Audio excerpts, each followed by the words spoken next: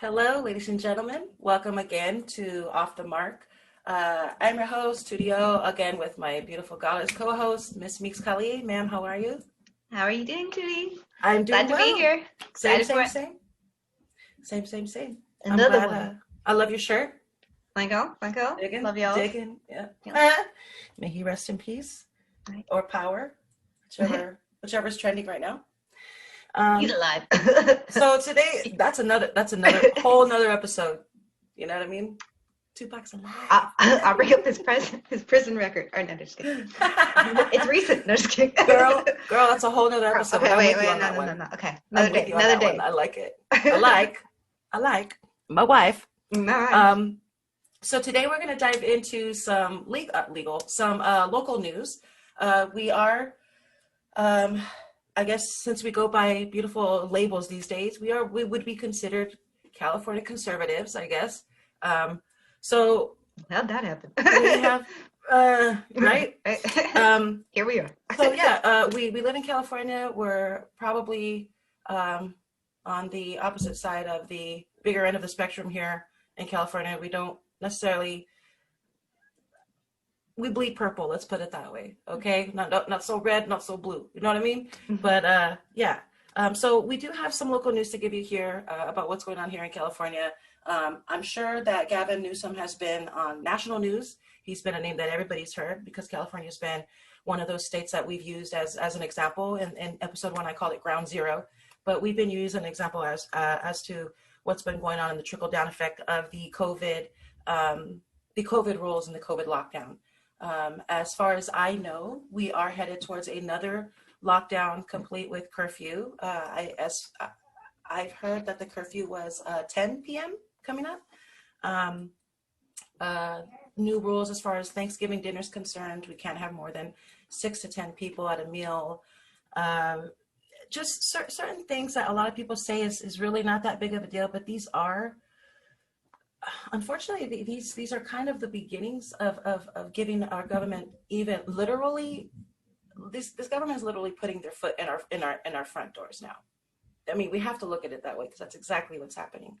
And whether you heed to these rules or not, that's completely up to you and respected. There's no disrespect either way. You know what I mean? Especially those with high risk. I myself have several high risk members in my family, so we do what we can. But truth be told, every flu season we've done the same thing as far as masking up and being using sanitizers and things of that nature, cleaning up after ourselves. For us, it's been a habit in our family for a few years, and it's worked quite well. So obviously, it's proven that being a clean person keeps diseases and sickness away. So there's no arguing that. So do what you got to do. That being said, Gavin Newsom was recently in the news. He had a court hearing, I guess recently, you can say.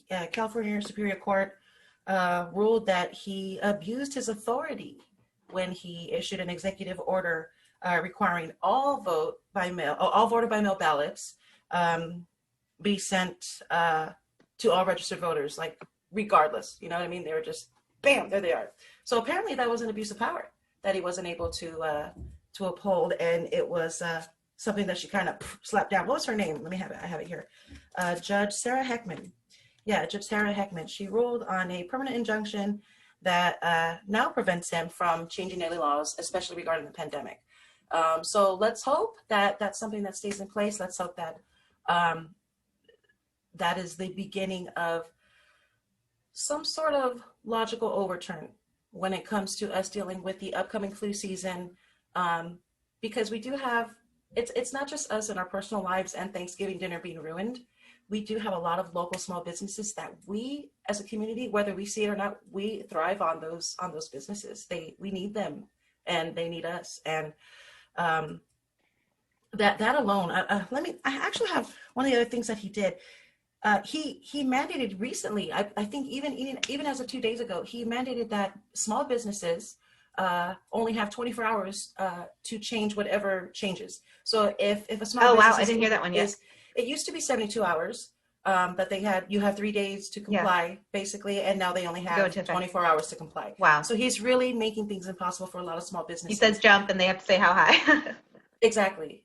And I remember this happening with the marijuana shops when they opened in 2008, I think, especially here in Long Beach. They let them open, they legalized them for a little while, and then it turned out that no matter what they did to change the building around physically, put a window, bulletproof glass, make sure you have security, there just wasn't enough money in the industry at the time for these businesses to stay open. So it you see it again, and this time you're not just seeing it with marijuana shops, which really, a lot of people may think, well, so what? But what my point is that I've seen it before. I've seen this weird trickle down effect before, where a small business has to jump through hoops, and eventually there's not going to be enough money left for them to jump through hoops, and there goes the So when you got all this extra stuff in the budget, like all these, partitions between things and right. installations that they have to have, and extra employees to wipe things down or whatever. Right. And we're starting to see what they call a mass exodus here in California. A lot of people are leaving. A lot of people can't wait to leave. In my personal experiences, a lot of people I know are planning on getting the heck out of here within the next year, if possible. It's becoming impossible to live here for most Californians, unfortunately. It's not something, I want to say, it's not something that you see mostly a lot in the news, the California things.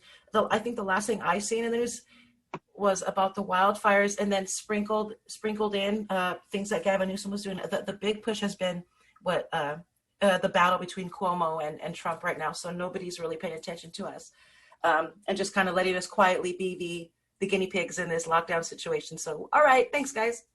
But yeah, so I thought that was interesting. Another thing I wanted to bring up is, and last thing on Newsom, I'm done. There is a petition going around to recall.